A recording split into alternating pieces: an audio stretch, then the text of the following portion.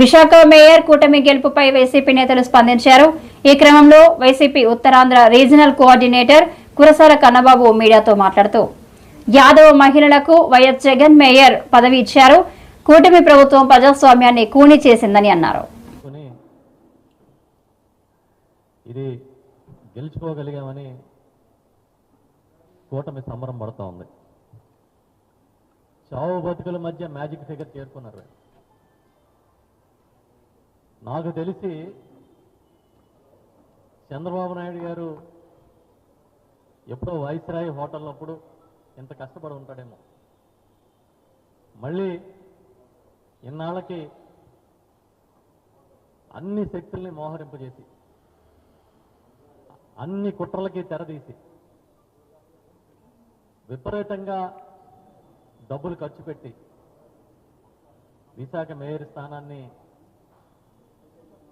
అవిశ్వాస తీర్మానంలో గెలుచుకునేందుకు కష్టపడ్డారు. చాలా చిత్రం. రాజకీయాలకి విలువలు విశ్వసనీయత ముఖ్యమని చెప్పే జగన్మోహన్ రెడ్డి గారికి విలువలు లేవు, విశ్వసనీయత లేదు. మేము ఏం చేసినా కూడా మమ్మల్ని ఆమోదించే మా సొంత ప్రచార సాధనాలు ఉన్నాయన్న ఒకే ఒక కారణంగా చంద్రబాబు నాయుడు గారు ఇవాళ విచ్చలవిడి రాజకీయం చేస్తూ ఉన్నారు. యాదవ సామాజిక వర్గానికి చెందిన ఒక విద్యాధికారులను తీసుకుని ఏ రాజకీయ నేపథ్యం లేకపోయినా కూడా విశాఖపట్నం లాంటి ప్రతిష్టాత్మకమైన కార్పొరేషన్కి మేయర్గా కూర్చోబెట్టిన జగన్మోహన్ రెడ్డి గారికి భయపెట్టాలని కొంతమందిని చూశారు. ఇవన్నీ చేసి ఇన్ని అధర్మమైనటువంటి పనులు చేసి ఇందాక పెద్దలు చెప్పినట్టు, కన్నబాబు గారు చెప్పినట్టు, చావు తప్పి కన్ను లొట్టబోయినట్టు కరెక్ట్గా 74 దగ్గరికి వచ్చి ఆగారు. సరే, ఏదేమైనప్పటికీ ప్రజాస్వామ్యంలో ప్రక్రియల ప్రకారం, చట్ట ప్రకారం ఏదైతే జరగాలో జరుగుతుంది. మేము కూడా నిన్న మా సభ్యులందరికీ కూడా విప్ జారీ చేశాం. అవిశ్వాస తీర్మానానికి హాజరయ్యేటువంటి సభ్యులు ఎవరైతే ఉన్నారో వారందరూ కూడా అవిశ్వాస తీర్మానానికి వ్యతిరేకంగా ఓటు వేయాలని చెప్పి వారిని ఆదేశించాం. దానికి సంబంధించినటువంటి లేఖను కూడా మా విప్ ఎవరైతే మేము పెద్దలు మాజీ శాసనసభ్యులు తైనాలి విజయ్ కుమార్ గారి ద్వారా విప్ని జారీ చేశామో వారు ఇప్పుడే రిటర్నింగ్ ఆఫీసర్ కలెక్టర్ గారికి వారి లేఖను సబ్మిట్ చేశారు. వారి సమాధానం కోసం చూసిన తర్వాత ఎట్టి పరిస్థితుల్లో ఆ 27 మంది సభ్యుల తాలూకా సభ్యత్వం కోల్పోవడం ఖాయం. ఇది చట్టం చెప్తా ఉంది. ప్రజాస్వామ్యబద్ధంగా ఏదైతే చట్ట ప్రకారం ఉందో దాని ప్రకారం 27 మంది సభ్యుల తాలూకా సభ్యత్వం కోల్పోవడం ఖాయం. దానికి కావాల్సినటువంటి చట్ట ప్రక్రియ, న్యాయ ప్రక్రియ, చట్ట ప్రకారం వారు ఏదన్నా వారికి అధికారం ఉంది కదా అని చెప్పి వారు ఏదన్నా తప్పుదోవ పట్టిస్తే న్యాయస్థానానికి వెళ్తాం. వారి సభ్యత్వం కోల్పోవడం ఖాయం అనేటువంటి విషయాన్ని కూడా తెలియజేస్తా ఉన్నాం.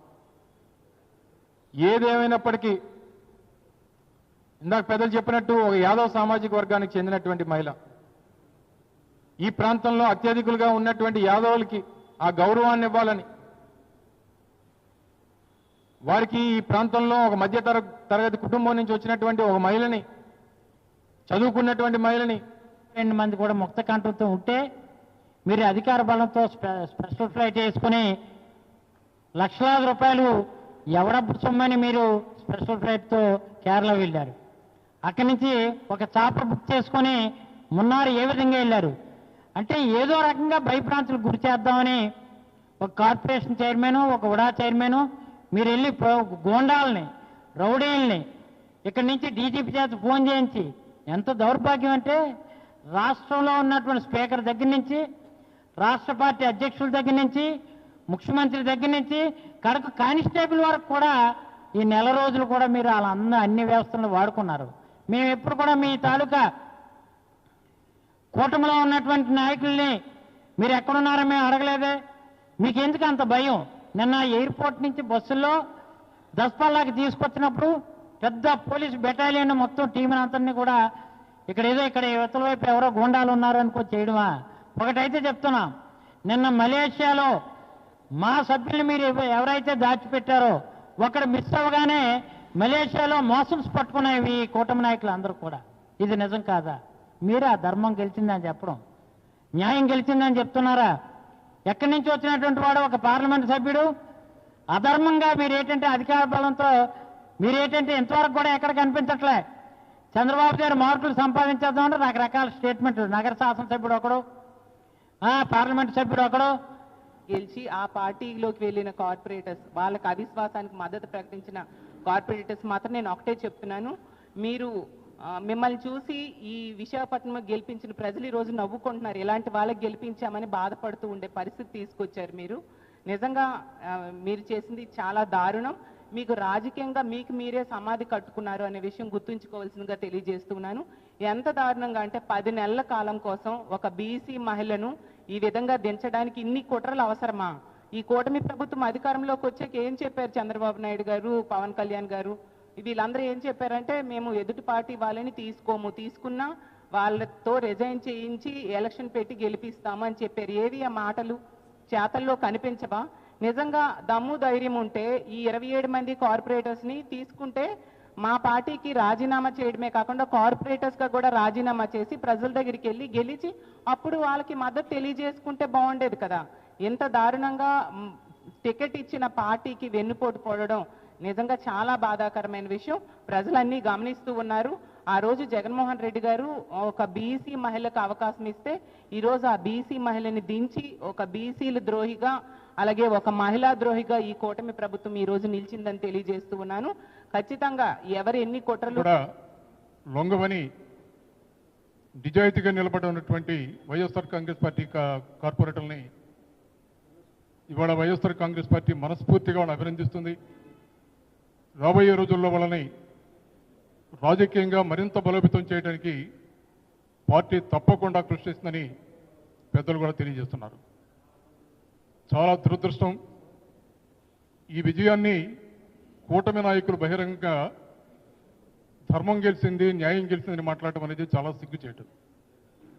ఏ విధంగా ధర్మం గెలిచింది? డబ్బుతోటి, రాజకీయ ఒత్తిళ్లతోటి భయభ్రాంతులకు గురి చేసి ఇక్కడ ప్రజానీకం వైఎస్ఆర్ కాంగ్రెస్ పార్టీ కార్పొరేటర్లుగా గెలిపిస్తే మీ ప్రలోభాలతోటి భయాలతోటి వాళ్ళని లొంగ తీసుకుని ధర్మం గెలిచిందని మాట్లాడటం అనేది మీ విఘ్నతకే వదిలేస్తున్నాం. తప్పకుండా రాబోయే రోజుల్లో విశాఖపట్నంలో ఉన్నటువంటి ప్రజలందరూ కూడా గమనించారు. ఎలాంటి పరిస్థితుల్లోనైనా సరే కూటమి చేస్తున్నటువంటి కుట్రలని, అన్యాయాలని, అక్రమాలని గమనిస్తూనే ఉన్నారు. రాబోయే రోజుల్లో తప్పకుండా సందర్భం వచ్చినప్పుడు